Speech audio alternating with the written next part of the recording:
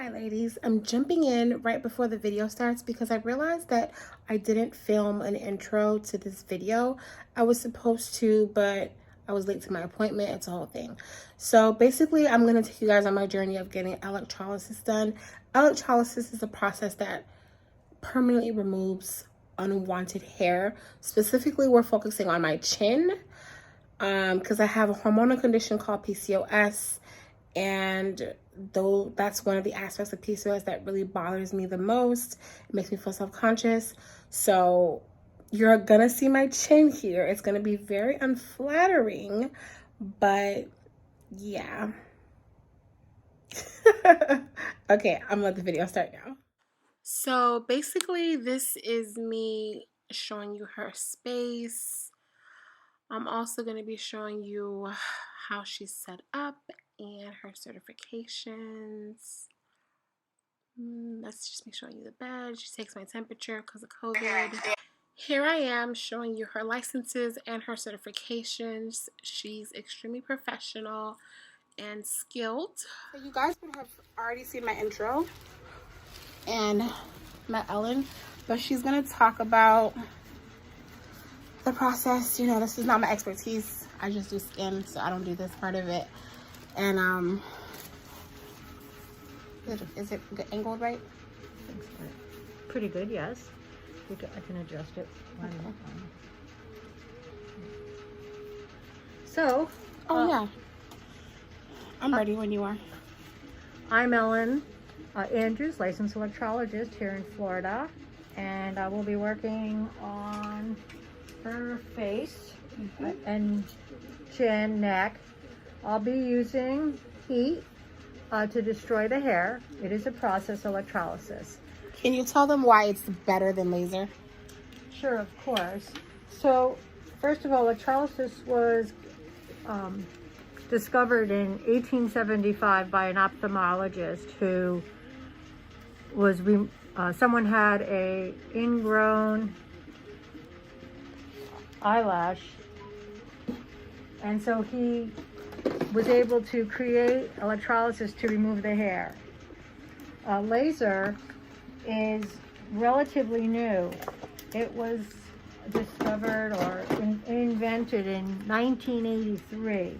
Big difference in age. Some of the main differences are that electrolysis is FDA approved. It's the only method that's FDA approved for permanent hair removal, considered a reduction by the FDA. Now I can work on any color hair skin combination. So if you are dark skin with dark hair, I can work on you. If you are light skin, Caucasian with blonde hair, I can work on you. Laser cannot differentiate between the hair and the skin color. So that's why laser does not work for a majority of people. I get many clients after they go to laser because they're disappointed that the hair wasn't removed. So, as I mentioned earlier, I'm doing a modality that is called thermolysis. There's 3 modalities in electrolysis to remove hair. The first one is galvanic. Galvanic changes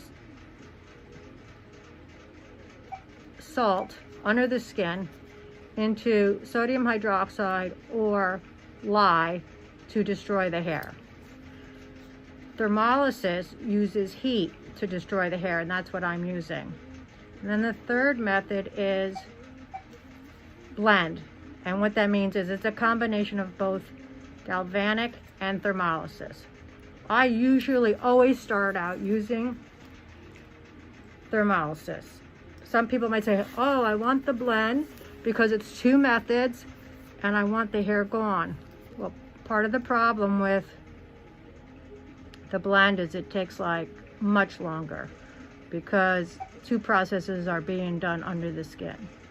So I prefer to use thermolysis because I can clear more hairs quicker, and the client likes to see that versus being slower.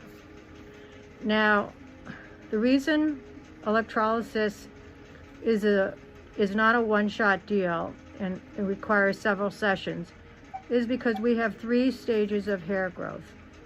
The first stage is called anagen. The hair is attached to a bulb underneath the skin, and that bulb is fed by blood.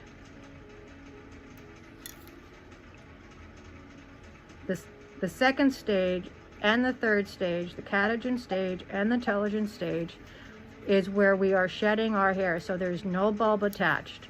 It's already disconnected and detached. So inserting the probe like I'm doing now into a hair follicle and providing an electric current and pulling it out, and there's no bulb, means that hair is going to come back in this instance. But the reason is, it's still a good thing for that particular hair because the hair has been treated, so it will come back slower, thinner, and weaker. So for instance, if you were shaving daily and I've treated your whole face or whatever area you're interested in, eventually your hair will be, you might shave every 3 days, or your hair will be thinner and it'll be easier to kill. Okay, so this is my second session, and she already told me that I'm gonna need like between 17 and 20. So like you guys already know, I did laser and it didn't work. I felt like it gave me more hairs.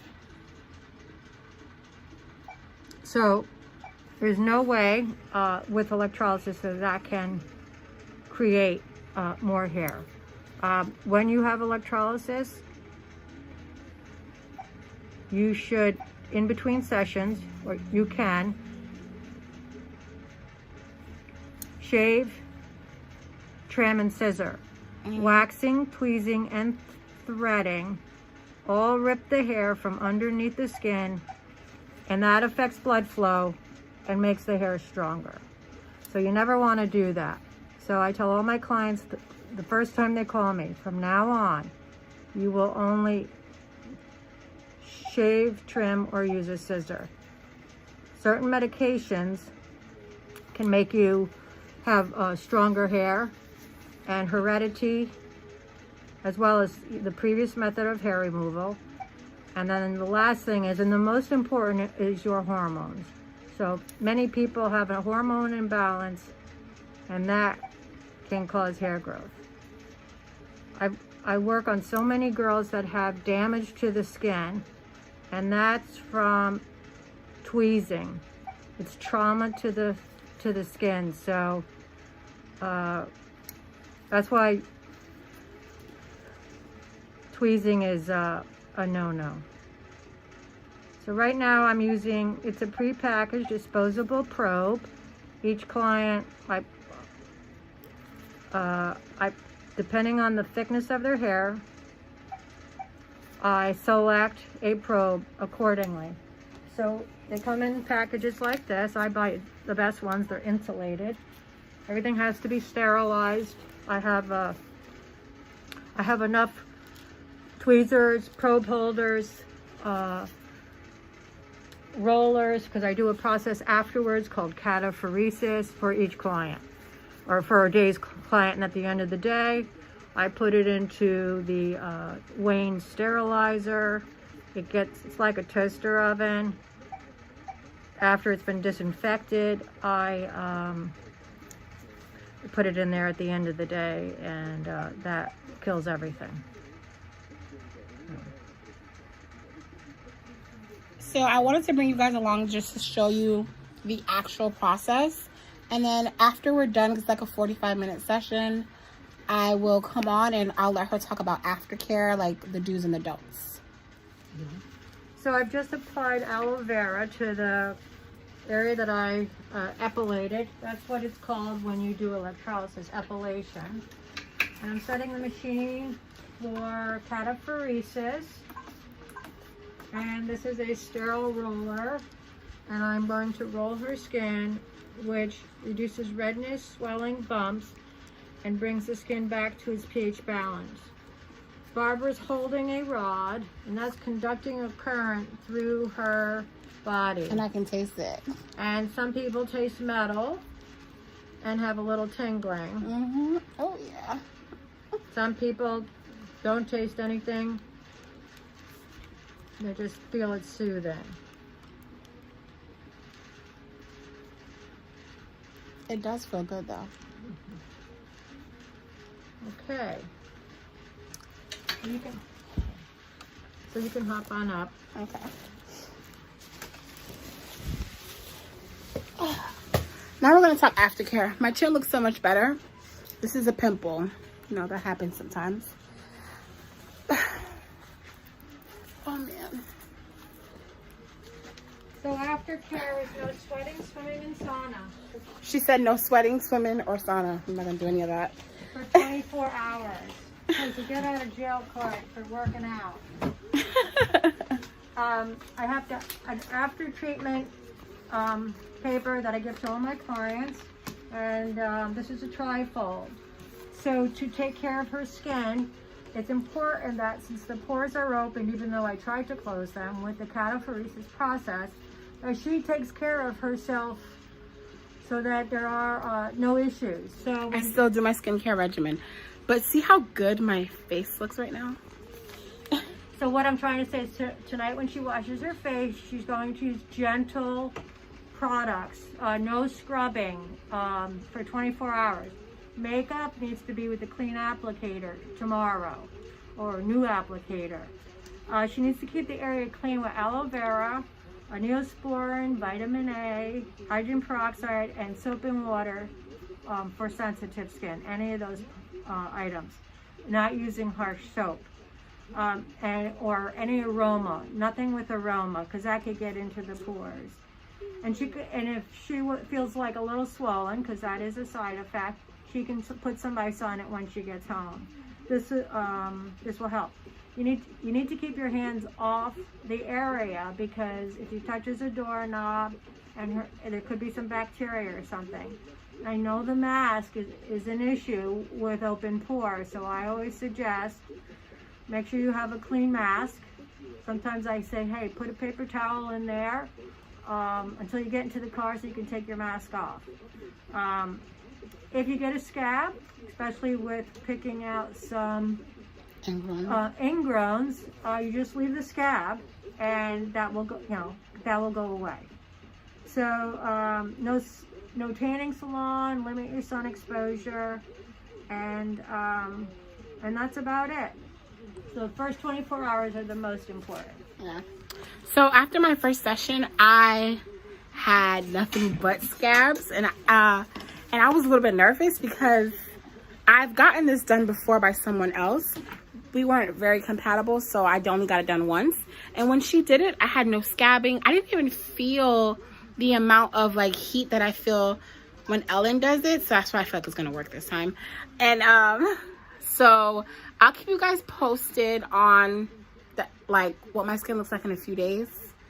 What's today? Tuesday? Today is Tuesday. Okay, so today's Tuesday the 9th. I'll try to upload this before Valentine's Day. But I did have quite a few ingrowns. I had this really big pimple, but like in a few days the skin's gonna just feel so soft. Okay,